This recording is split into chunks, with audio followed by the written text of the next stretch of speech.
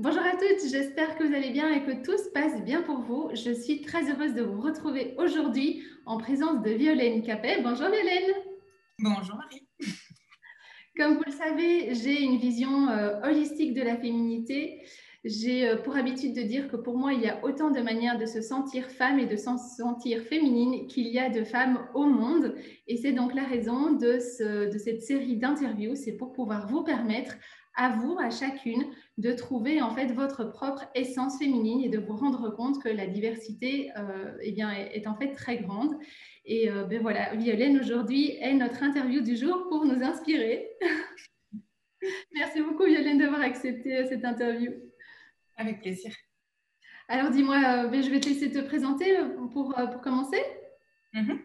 Alors, j'accompagne, moi, les personnes qui trouvent plus de sens dans leur vie professionnelle à retrouver donc un projet qui leur convient plus, dans lequel ils mettent plus de sens. Donc, je les accompagne dans cette période un peu compliquée qui est la transition, l'évolution, la reconversion professionnelle. Je les guide, je les conseille pour essayer de se réinventer. Voilà. D'accord. Et alors dis-moi, c'est quoi ta vision de la féminité à toi? J'ai essayé de réfléchir à cette question et je n'avais pas une phrase toute faite, tu imagines bien. Voilà.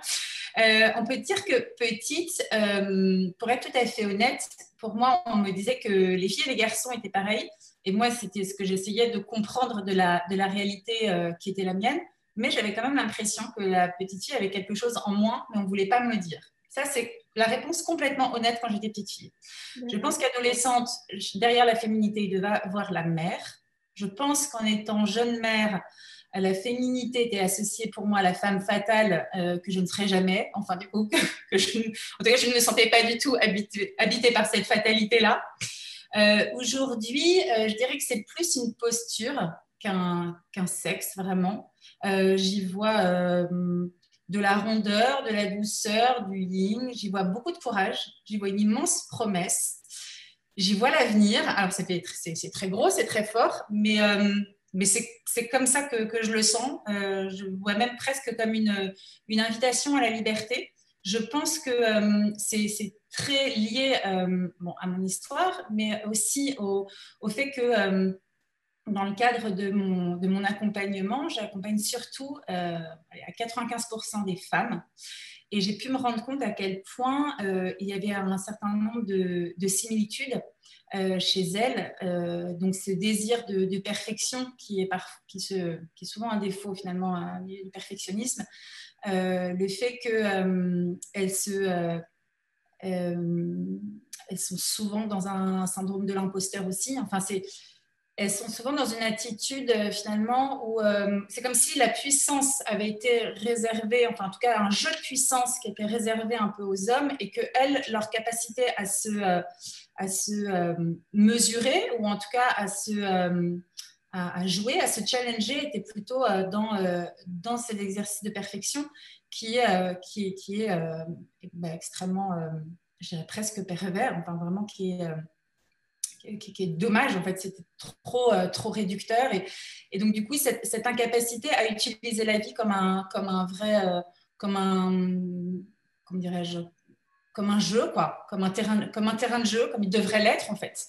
Et ce fameux oser qui est extrêmement compliqué. Donc, quand je parle du coup d'un avenir, quand je parle d'une promesse, quand je parle de libération, en fait, je parle de toutes ces femmes que j'accompagne aussi et dont j'ai été, hein, dont j'ai vraiment fait partie, et qui se sont voilà, confrontées un peu à leurs limites et puis à une image qu'elles aimaient pas, un regard sur elles qu'elles n'aimaient pas, des complexités, des croyances qui étaient ancrées en elles, mais finalement qui n'étaient pas elles, mais qui étaient certainement portées par beaucoup de générations, et qui à un moment voilà, ont décidé de reprendre les rênes par rapport à ça.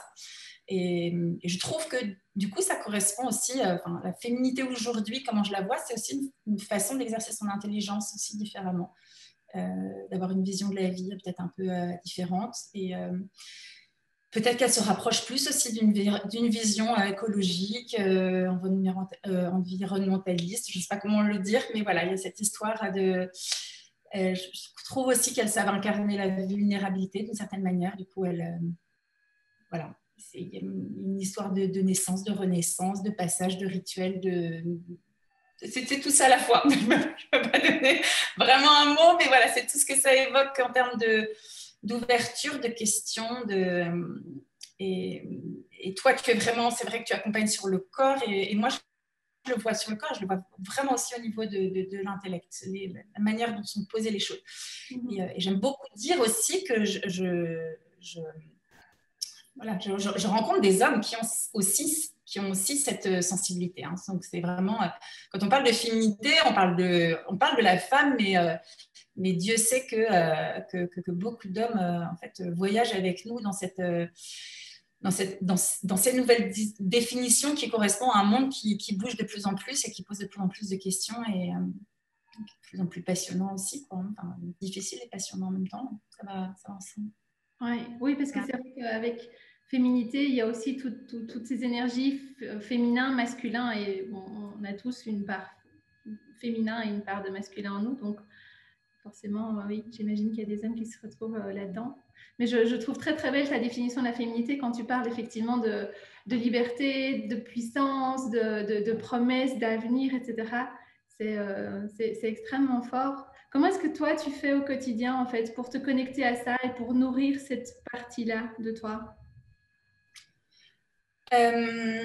Alors, je les ai notés. Je trouve ma petite feuille.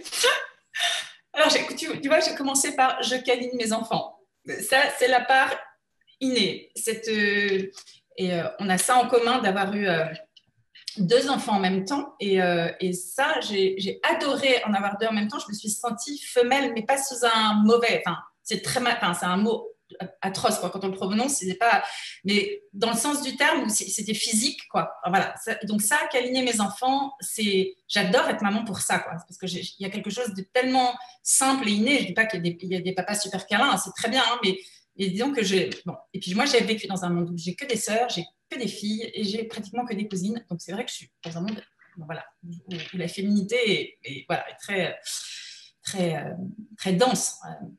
Peut-être que j'ai aussi appris à la cultiver. Je ne sais pas si la féminité, et ça c'est une vraie question maman, est-ce qu'il n'y a pas, une initiation un petit peu. Alors, avant, c'était sois belle et tais-toi, et puis on regarde le beau teint mondain, et puis on met la belle robe, éventuellement on fait tapisserie, enfin voilà, la femme objet ou la plante mobile qui se déplace et qui sourit et qui est vraiment cruche, et voilà. Bon. Ça, c'est une manière de réduire la femme à un objet. C'est pas celle dont je parle. Moi, je parle d'une qui va justement vers une voie de la libération, d'apprendre à s'écouter, parce que finalement, c'est extrêmement compliqué. Moi, je sais que la première fois qu'on m'a parlé de ça, je me dis, mais qu'est-ce qu'on me raconte d'apprendre à s'écouter? Bon, c'est bon, je m'écoute très bien.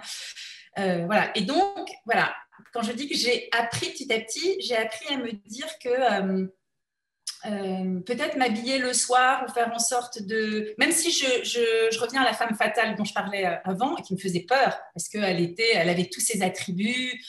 Voilà, c'est une femme qui avait un parfum épais, musqué, qui était avec sa talon. Moi, je disais, mais non, mais moi, je ne pourrais jamais, c'est pas moi. Mais en même temps, pour autant, je peux avoir une apparence féminine parce que je vais me tenir droite, je ne sais pas, j'aurai des habits dans lesquels je suis bien, du coup, je laisserai échapper peut-être quelque chose.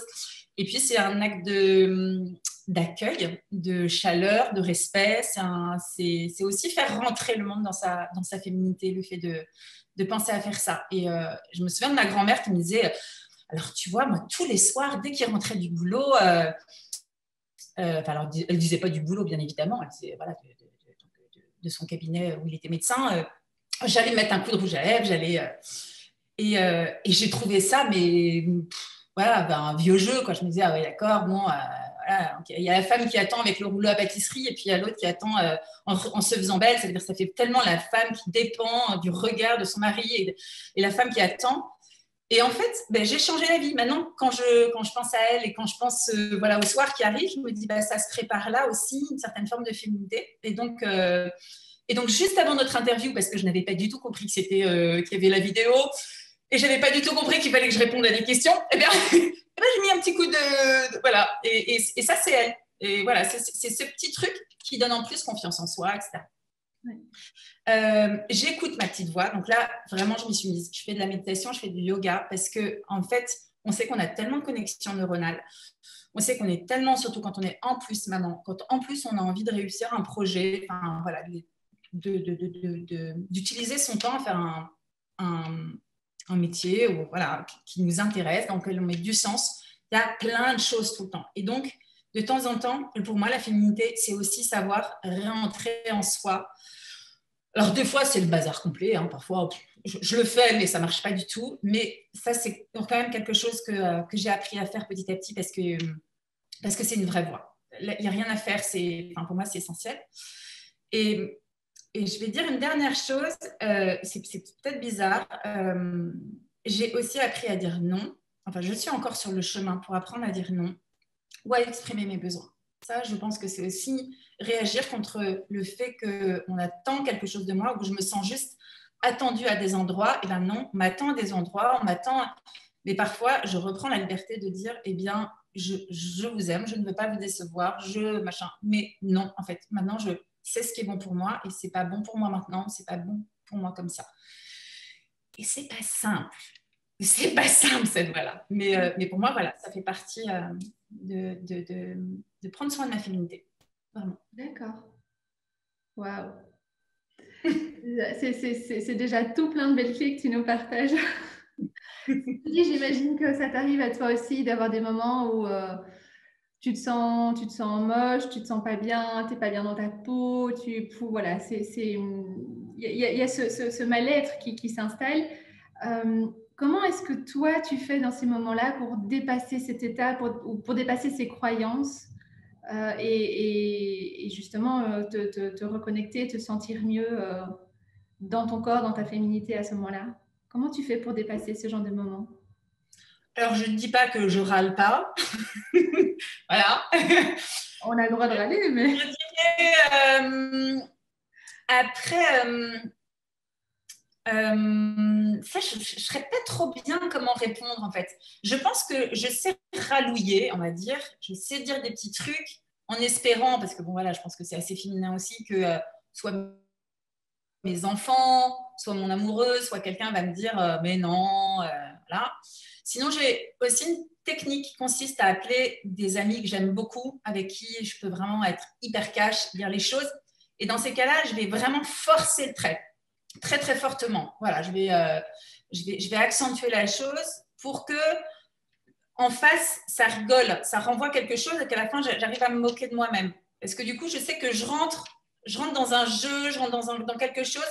Et du coup, je vais essayer d'en faire naître un peu d'humour ou enfin, un recul nécessaire. Parce que de toute façon, je suis dans cette énergie-là, ça ne va pas. Si on me dit tout de suite, oh, bah non, machin, je ne le croirais pas. Voilà, j'ai quelque chose à dépasser. Et puis, et sinon, ce qui marche bien, c'est que bah, je lâche. Je m'offre un truc. Moi, je fais partie des gens qui pensent que quand on ouvre le champagne pour une bonne nouvelle, c'est presque dommage parce qu'on a déjà la bonne nouvelle. En fait, la bouteille de champagne, il faut la garder quand ça va pas bien. Parce que quand ça va pas bien, là, on a vraiment besoin de sentir un petit peu pompette et puis de relativiser en disant bon, bah écoute, voilà, euh, tu vas peut-être faire ci ou tu vas peut-être faire ça. Bah oui, tu es crevé, du coup, tu as une tête. Bah, il faut peut-être penser à faire un certain nombre de choses. Comment est-ce que tu pourrais bien? Et puis, il y a aussi le bain aux huiles essentielles. Ça, chez moi, c'est aussi super bon. D'accord, Ça, tu mets ah quoi? ouais. Bah alors ça, c'est vraiment, les envies du moment, mais alors j'ose même pas dire parce que je pense que ceux qui sont, enfin, dont c'est le métier, me diraient que je mélange n'importe quoi. Et puis alors des fois, ça sent un peu bizarre parce que je peux mettre un petit peu de tout selon mes envies. Voilà, ça peut être de la bergamote, de la mandarine, ça peut être beaucoup de lavande, parce que là aussi, ça, la lavande, c'est comme je passais toutes mes étés en Provence, il y a quelque chose de, tu vois, c'est ma Madeleine de Proust pour être bien. Voilà, j'ai pas de. Par contre, je me rends compte quand je te parle que je m'en tire mieux qu'avant, parce qu'alors avant, ça pouvait être se transformer en décision assez extrême, du genre aller chez le couple en disant bon, alors j'ai une tête affreuse, je suis pas bien, vous faites ce que vous voulez, quoi. Et alors là, comment dire, j'ai fait l'expérience que c'est pire que tout. c'est le truc qu'il ne faut pas faire. Parce que là, généralement, la coiffeuse nous propose le petit truc à la mode qui va bien, qui est super cher, où on ressort avec les cheveux rouges et des mèches bleues. Non, voilà, ça, c'est encore pire que tout. Donc, plutôt ça. Ouais. Puis aller se faire du bien, puis ça peut être marcher, partir en forêt. Ouais. Mais j'avoue que ça arrive un peu souvent. Hein. Je veux pas. Je me dis, c'est. Ouais. Je pense qu'il y a eu un moment adolescence et puis. Pas. Et puis, même mes grossesses, je dirais que j'ai adoré grossir, d'être pleine comme ça. Je trouvais ça magnifique en fait. J'ai pas. Bon, puis après, voilà. Puis une loi de la gravité qui est universelle. Il faut aussi savoir l'accepter et trouver ces bons modèles aussi, je pense. Hein, des femmes qui vieillissent bien aussi, avec intelligence, là aussi. Je pense que l'intelligence, c'est la beauté. Et tu as réussi à te trouver des modèles, justement? Alors, je n'aurais pas de nom à te donner comme ça, mais je sais il m'arrive bizarrement de me retourner sur des femmes qui ont bien vieilli et qui me font quelque chose, et dont je perçois une douceur, je reçois je sais pas, une aura, le mot est beaucoup trop fort et puis c'est pas mon domaine.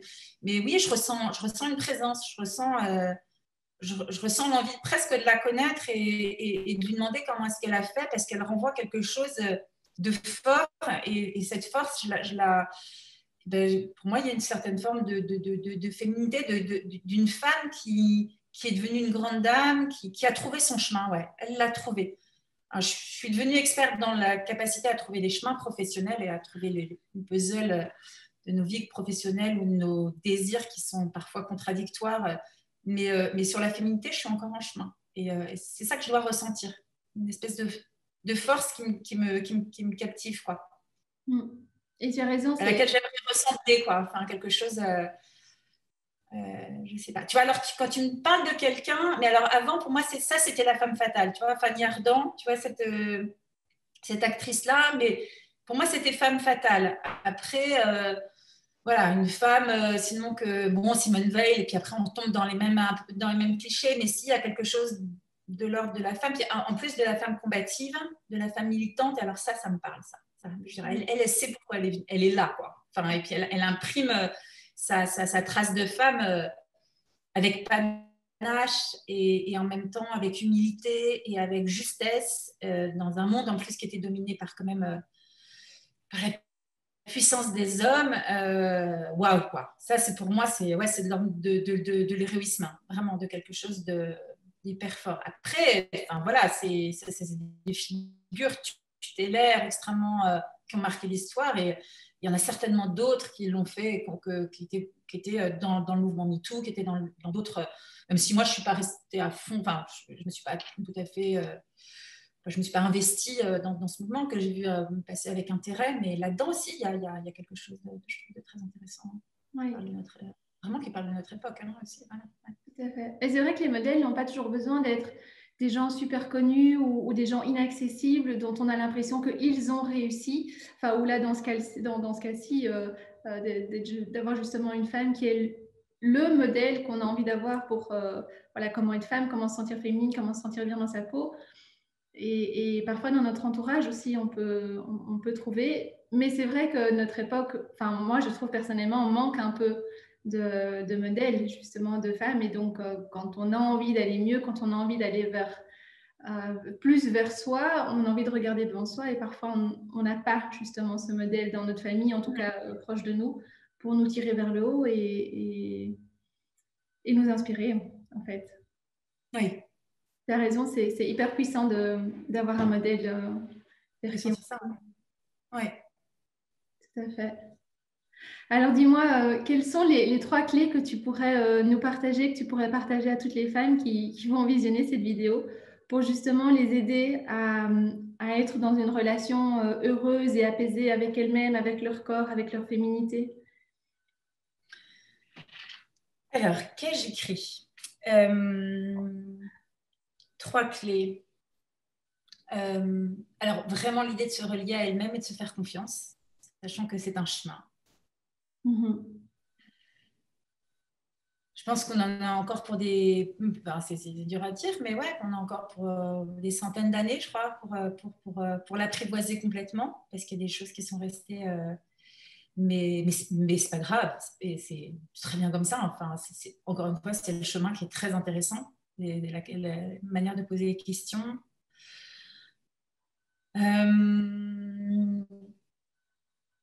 Après, je pense qu'on a quelque chose à jouer à tout point de vue, parce qu'avec nos différentes casquettes de femmes engagées, de femmes au boulot, de femmes mères, moi, je crois énormément à la force du modèle. Donc, voilà, femmes, levons-nous, avec douceur, mais voilà, avec quelque chose de... avec notre douce force, notre force douce, je ne sais pas comment dire, mais voilà. Et là, j'hésitais à en parler, et puis voilà, on a fait un tout petit peu avant qu'on enregistre, mais une troisième clé, j'en parlais un tout petit peu quand je disais apprendre à dire non, exprimer ses besoins, c'est aussi se poser la question de ses envies ou de son désir. Son désir à soi, pas celui qu'on a projeté sur nous, pas celui de la société. Ouais, alors c'est dans tous les domaines et aussi dans celui de la sexualité, parce que je pense que ça, c'est une part de notre féminité aussi. Et je trouve en tout cas, parce que c'est le temps pour moi, c'est peut-être le temps pour d'autres aussi. Ce qui était, enfin voilà, à l'époque, enfin la génération d'avant, je pense pas que c'est quelque chose dont on parlait facilement. Mais je trouve qu'aujourd'hui, oui, il n'y a pas de. C'est un vrai sujet. C'est un vrai sujet en plus qui amène à s'interroger sur la femme, mais sur le couple, donc sur l'homme, donc sur notre avenir ensemble, donc sur la vie. Donc, puis le désir, l'envie, c'est la vie. Donc je trouve que tout ce qui tourne autour de ça, c'est hyper intéressant. Encore une fois, quand j'accompagne des femmes sur le chemin voilà, de comment est-ce que je peux donner du sens à ma vie professionnelle et comment est-ce que je peux être mieux, c'est comment se positionner, comment donner un chapitre à son désir. Et son désir, il est dans toutes les formes de notre vie. Et à partir du moment où on pose un acte fort et qu'on ose se dire, ben moi, en fait, c'est ça. C'est peut-être bizarre, mais c'est ça et c'est ça dont j'ai besoin. Ça y est, on existe, quoi. Ça y est, on passe du fait qu'on existe au fait qu'on est en vie. Voilà, en vie, en un mot, en deux mots, il y a quelque chose qui s'exprime fortement. Donc, je pense qu'en prenant notre place, en plus, on peut inspirer les autres. Enfin, c'est une chaîne vertueuse, en fait, qui peut se mettre en place. Et moi, j'aime bien cette idée. Je pense qu'elle va avec l'idée de paix aussi. Je pense de même qu'elle va avec l'idée d'un environnement qu'on respecte. Enfin, voilà, avec... à se respecter, ça va aussi dans ce sens-là. Du coup, je le vois de manière très universelle et peut-être très, très, très conceptuelle, mais c'est comme ça que je le ressens. S'il faut que je parle, voilà, très spontanément, c'est comme ça que j'en parlerai. Non, mais c'est très intéressant parce qu'effectivement, tu fais le lien aussi. Tu parlais tout début de justement la puissance, la vision d'aller vers l'avenir. Et puis, tu nous as parlé d'avoir un modèle. Justement, un modèle nous permet d'aller vers l'avenir, d'aller vers une vision qu'on a envie d'atteindre. Donc, tout se lie en fait. Et tu as tout à fait raison. La sexualité est en fait une part très importante de la féminité. Dont on a l'habitude généralement de ne pas trop parler parce qu'on se dit que c'est intime, voilà. Puis il y a aussi tous les tabous de la société, évidemment, autour de la sexualité féminine. Et en fait, tout ça est en lien, quoi. Et c'est important de ne pas l'oublier. Tout à fait. Bah, écoute, un immense merci pour voilà, de nous avoir partagé tes clés à toi et ta vision à toi de la féminité, de comment une femme peut trouver sa place, peut trouver son alignement et sa puissance, comme tu parlais tout à l'heure. C'est vraiment très, très enrichissant. Un tout grand merci. Merci à toi. C'était très agréable. Avec grand plaisir. Et voilà, j'espère que l'interview de Violaine et toutes les clés qu'elle nous a partagées vous permettront à vous aussi de trouver votre voie, de trouver votre chemin, votre manière à vous d'être une femme, cette fameuse essence féminine dont on parlait au tout début de l'entretien. Voilà. Violaine, un immense merci. Et puis, merci à toi. Au plaisir de vous retrouver dans une prochaine interview. À bientôt. À bientôt.